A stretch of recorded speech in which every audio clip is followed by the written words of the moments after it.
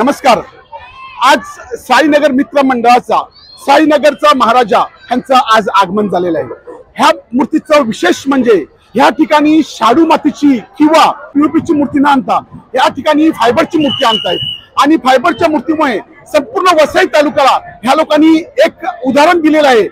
निसर्ग आपल्याला सांभाळायचा असेल तर आपल्याला ह्या प्रकारे मूर्ती आणून तीच मूर्ती दरवर्षी आपण वापरू आणि भक्तिभावाने ह्या ठिकाणी सर्व कार्यक्रम केला जातो। आता आपण या मंडळाचे कार्याध्यक्ष काय सांगत आहेत ते आपण ऐकूया। गणपती बाप्पा। नमस्कार, मी अनिल राणे, या मंडळाचा कार्याध्यक्ष। आमचं मंडळ गेली 42 वर्ष हे कार्य करत आहे आणि आमची मूर्ती जी आहे ती गेली 2 वर्षापासून फायबरची आणलेली आहे, जेणेकरून पर्यावरणाला आम्ही साजेल असं आम्ही न्याय देत आहोत। आणि आमचं जे गणपती मंडळ जे 42 वर्ष जे कार्य करते ते म्हणजे कुठलाही धर्म कुठलाही सर्व समाजाची माणसं या एरियामध्ये प्रत्येक गणपतीमध्ये सपोर्ट करतात आणि आम्ही सर्व मिळून कार्य चांगले पार करतो।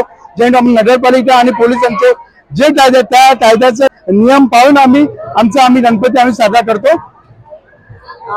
आता तुम्ही फायबरची मूर्ती आणता त्याचं कारण काय? फायबरची मूर्ती आणण्याचं कारण गेली 2 वर्षापूर्वी आम्ही पीओपीची आणत होतो, त्याच्यामुळे पर्यावरणाला त्रास होत होता। मग तो त्रास कमी करण्यासाठी आम्ही आमच्या मंडळाने असं ठरवलेलं आहे की फायबरची मूर्ती आणून तीच मूर्ती आम्ही आमच्या एका कारखान्यामध्ये ठेवून तीच दरवर्षी आम्ही त्याची सजावट करून आम्ही दरवर्षी ती मूर्ती आणतो। तुम्ही इतर मंडळांना काय सांगाल की अशीच फायबरची मूर्ती आणण्यासाठी तुम्ही त्यांना प्रेरित कराल का? हो, असंच तुम्ही प्रत्येक मंडळाने आम्ही गेली बीएमसी मध्ये पण बोललो तुम्ही की असं प्रत्येक मंडळाने आपापलं जेणेकरून पर्यावरणाला आपल्याला एक चांगला न्याय देता येईल आणि आपला गणपती उत्सव साजरा करता येईल। गणपती बाप्पा।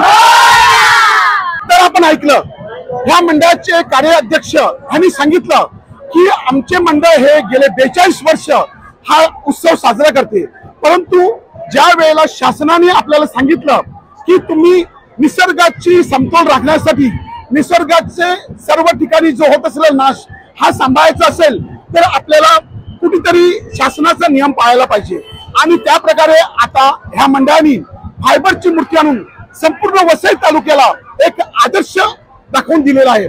आता ह्या मंडळाचे पदाधिकाऱ्यांचं देखील म्हणणं आहे की सर्व वसई तालुक्यातील सर्व मंडळींनी पीओपीची मूर्ती न आणता अशाच प्रकारे शासनाला सहकार्य करावे।